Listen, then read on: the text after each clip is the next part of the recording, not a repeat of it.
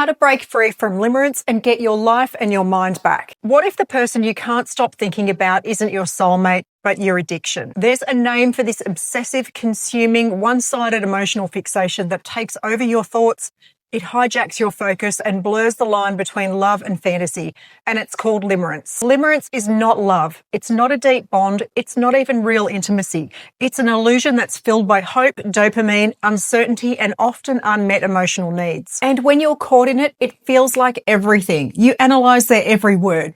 You replay tiny moments. You decode glances like your sanity depends on it. You fantasize not about who they really are, but who they could be and who you could be with them. And slowly your nervous system becomes trained to light up at the possibility of closeness while ignoring the reality of distance, silence, or inconsistency. This is not your fault. This is the brain's reward system on overdrive. Psychologists have studied limerence since the 1970s, and one thing is clear, is that it feeds itself.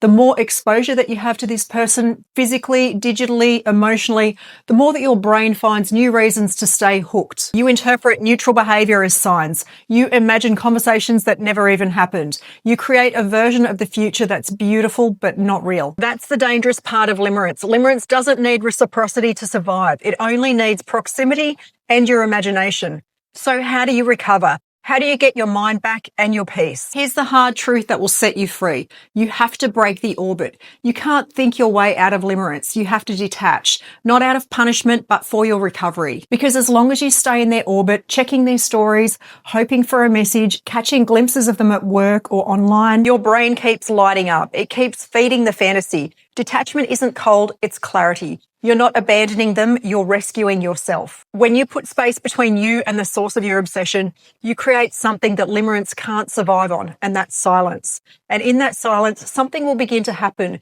You'll start having new thoughts. You'll reconnect with other parts of yourself. You'll remember what it's like to wake up and not immediately check your phone to see if they noticed you. And those little moments, that's sobriety. That's your nervous system coming back into balance. That's your brain realizing that you don't need them to feel whole, but it does take time and it takes discipline because your mind will try and pull you back just one more look, one more chance, one more what if, but you can't feed it. Write it down, feel it, grieve it, but don't give it oxygen. And remember, limerence is loud when your life feels quiet. So fill your life. Fill it with real people, with real pleasure, with real connection, not the potential of it. Because you deserve a love that doesn't leave you guessing. And when you finally let go of the fantasy, you'll realize that you were never addicted to them. You were addicted to the feeling of hope that they gave you. But real love doesn't leave you starving. It nourishes you, it meets you, it stays, and it doesn't live in your imagination.